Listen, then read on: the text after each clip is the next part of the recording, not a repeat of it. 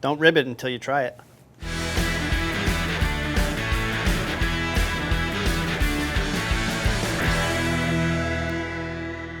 In this video, I'm going to walk you through how to make pastrami beef ribs. Now, pastrami is classically made with a beef brisket, which is brined and then cooked. But today we're going to be using beef dino ribs. Both have an elevated fat content and take a long time to cook to break down the muscle tissue to tenderize. The first step of the process is going to consist of a wet brine. That wet brine is going to cure our meat over the course of about a week. Then we'll dry it out and be ready for the smoker. Although pastrami doesn't have to be smoked, that is the process we're going to use for this recipe. So the first thing we need to do is get our dino ribs, trim them up, and get them ready to brine. Let me show you how I did that. Now, we all know I'm a big fan of calling up your local butcher to get your meats, and that's what I did here. I gave our friend Ben at Garing's Meat a call, and he got me these beautiful, massive dino ribs. And these are going to be the base for our pastrami ribs. Now, the slight disadvantage with some butchers is you have to trim them up yourself, but that's just working on your knife skills. And some people like a little extra fat, some people don't. But here we're going to trim these up before we get them into the brine. And while I'm trimming these up, I've got my water started here so that we can build our brine and start our process.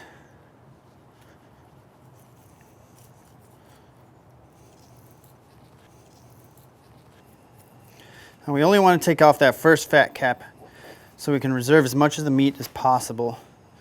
But we want to expose that meat so that we can start the brining process and we can get those flavors and that curing salt to penetrate as deep as possible into our meat. One of the most important parts is if you see any silver skin, that's that tough stuff that won't break down in the smoking or the brining process. Look how beautiful those are. Man, these are going to turn out nice. So as far as the underside, all I'm going to do is make sure that the bone is exposed here and give it a quick cut right down that bone so that once these are all brined and smoked, these bones are going to pop out right easy for us then too. So just one quick line right down the bone. And see, this side is pretty well clean already. So this is the side where they would take off the ribeye, so they get pretty close to that bone already. Now, we don't have to season these now because we're going to brine them. Brining is a process which we're going to instill a lot of salty and sugary sweet flavors, but it's also going to add some sodium nitrite or some pink curing salt, which is going to help us avoid food safety issues, but it's also going to give us that rich red color that we're looking for when we're done smoking. So for that brine, I have our water boiling so we can dissolve all of our ingredients. For the specifics on the amount, check the recipe in the notes, but we're going to dump in our salt, sugar, our pink cure, and then finally our pickling spice. And once all this dissolves, it'll be ready. And what we're going to do is we're going to mix this with cold water and ice to cool it down rapidly so we can then put our beef ribs in the brine right away. Nice clean bucket for mixing. And we have our ice mixed with water. And we're going to pour in the other half of our brine. When I brine, I like using a brine bag. For my preference, I feel like it keeps the meat a lot more submerged, so we get a more even brine. The only tricky part is getting the brine into the bag.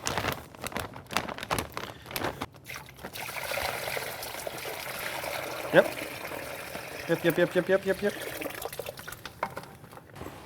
So we set the ribs in their brine bag in the bucket then, and then we can top off the brine to fully submerge.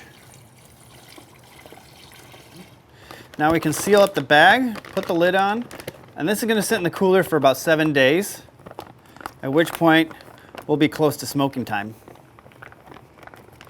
So with that, we'll see you next week. Today's going to be the easiest day of our pastrami beef rib process. We've been brining for 7 days, which means we've got a really nice cure on our meat, and it's time to get it out of the brine. So what we have to do is we got to get it out of here and give it a quick rinse, and then we'll set it on some racks. We're going to put those in the fridge overnight to let them dry out and form our pellicle. The pellicle, again, is that little thin layer of protein. It gets kind of sticky, but that's really going to help with smoke absorption.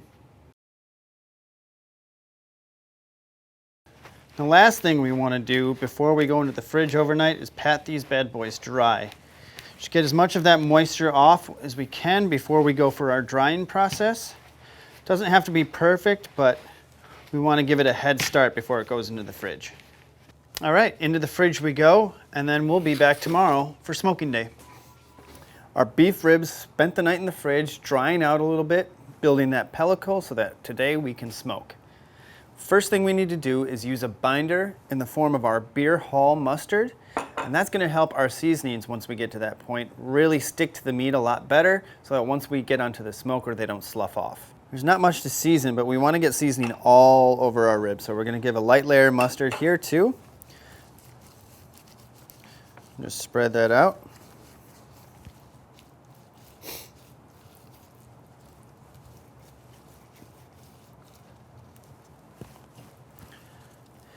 Now for our first layer of seasoning, we're going to use just a real light coating of our BBQ General SPG Rub.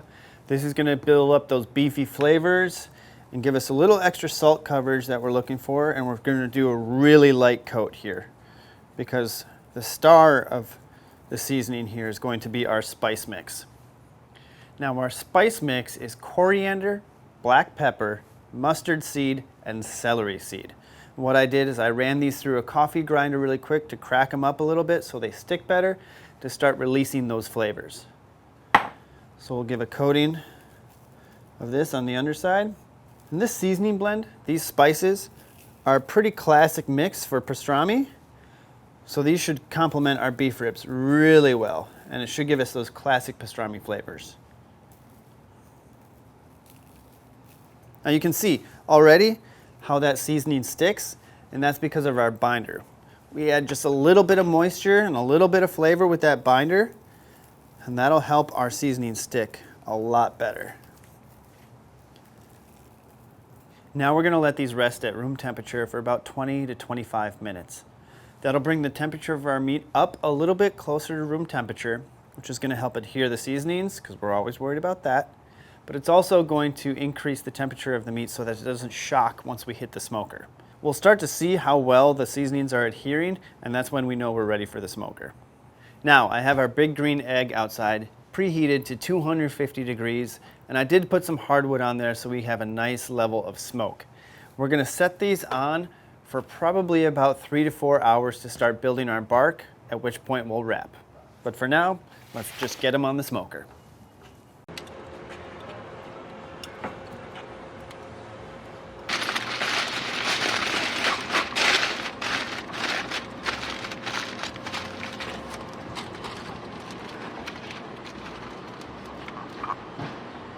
Now, after reaching about 201 degrees internal temperature, these beef ribs were nice and probe tender. That means when I pushed the probe into the meat, there was no resistance. You could tell that meat was ready to fall apart.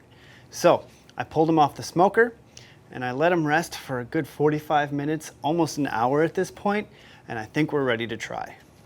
So we're gonna pull our beef ribs out of our wrap here, and these bones are just ready to come out. That one's actually out. And just look how juicy and delicious these are. Oh my goodness. You can see how, got that, oh my God, they're just falling apart. We're gonna take these bones out now because they're not doing us any good at this point. And these just slide right out. Look at that, nice clean bones.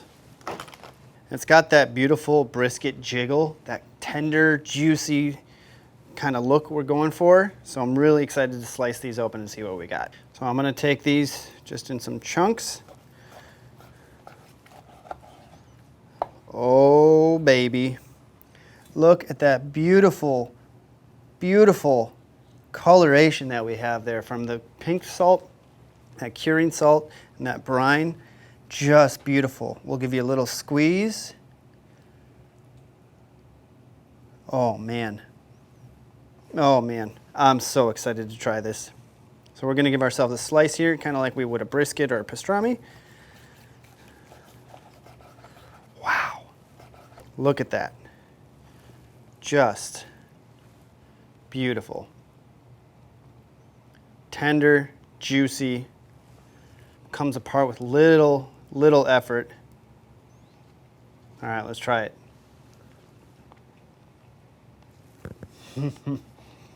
That's just some of the best meat I've ever tasted. The smoke level on this is perfect. Pastrami, you want that salty level, a little elevated compared to some other meats. You don't want the smoke too heavy. A heavy smoke is for something more like a standard smoked brisket, but the low level smoke adds a little bit of sweetness to this, which is really nice complement.